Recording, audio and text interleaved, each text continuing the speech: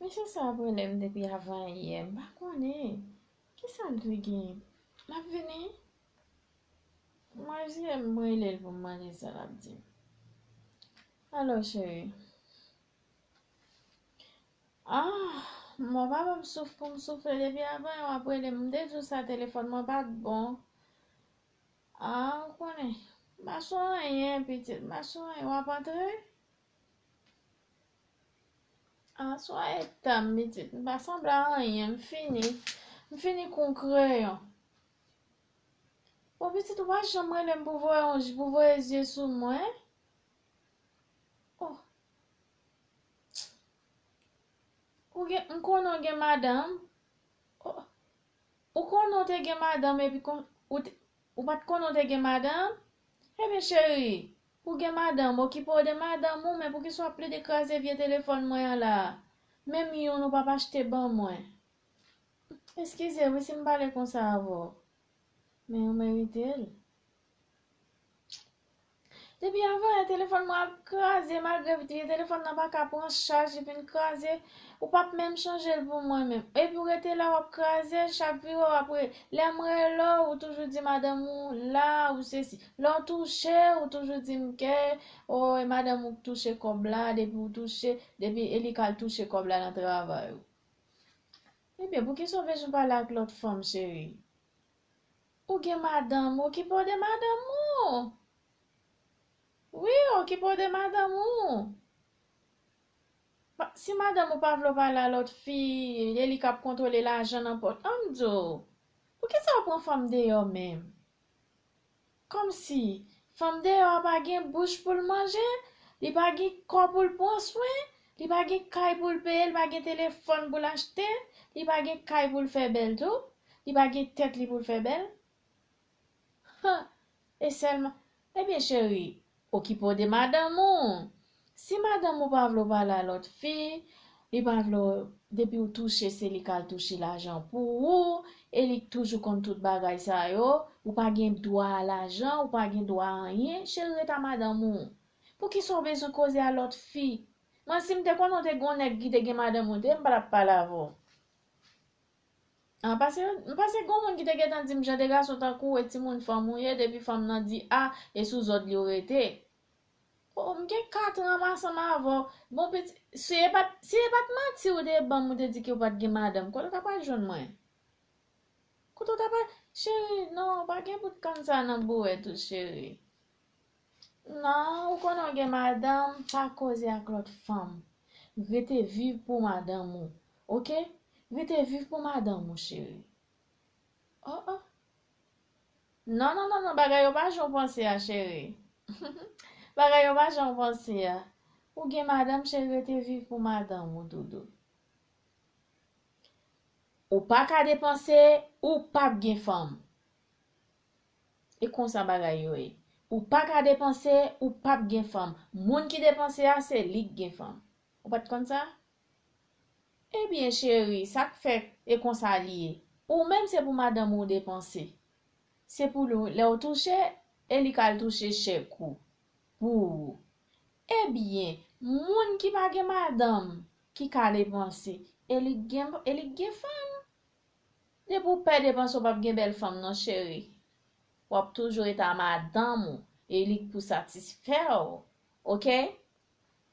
Kom bot kobo an nan chak la, e sak fe mba regret. Men si mde get an ba ou chéri, kesyon ap di mou gen madame nan, e tout se ta pou ranswe chéri. Men bakon nan rans a moun. Moi chéri, e sak fe mba bejou mesi marye. Si mte konde ton mesi marye ou te, mba da bicham nan balanse ma vo. E paske manti so ban mwen, ou di ke ou te di ke ou pa gen madame, ou pa gen sesi, mwen mte tando mou kon se vwe. Men chéri, kesyon pral vini, ou pral vini ki bo? Ki koto pral Ki a sou pral wè a mwen? Non chéri, ou pa pouwem. Sou bezwen vini, wap vini ak madame ou, wap metel nan malet ou pou vini ansama avèk li, men ou pa pouwem chéri, paske lò gen l'ajan, se li ou bay li. Mwen mèm, esko konen si m kon manje, si m kon biye, ou am bel kon so kon, ou esko pa konen si pon lot gas ou ka pou kipem nan? Wap bezwen mette sport chéri, wap gen fam. M tout dou sa.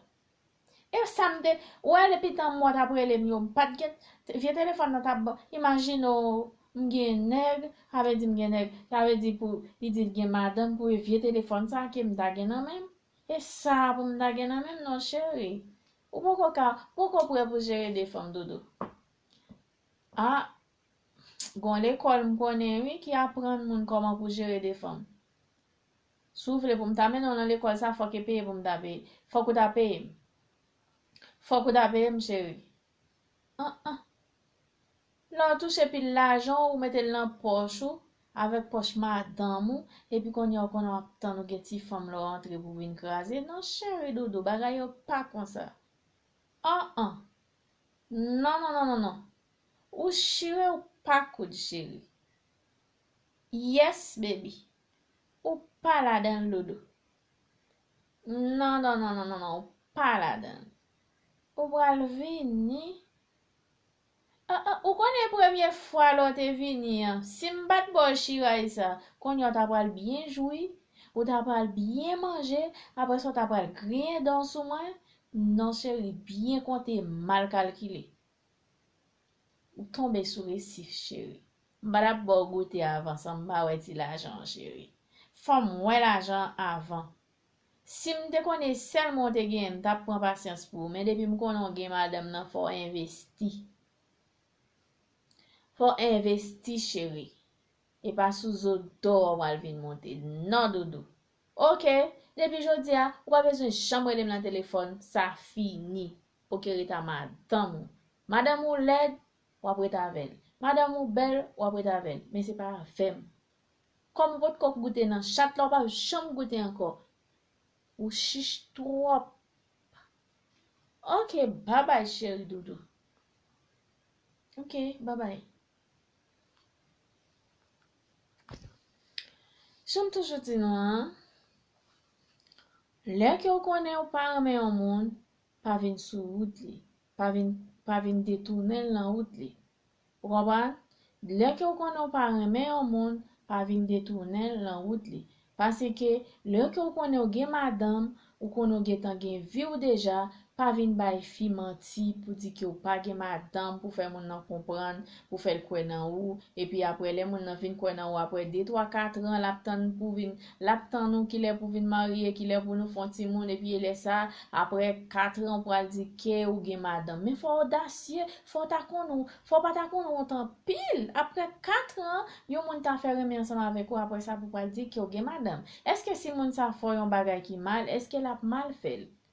Mesye, fòk nou ge kouraj lè nou wè yon fi, lè nap koze avèk yon fi pou nou di fiya tout entre sorti nou.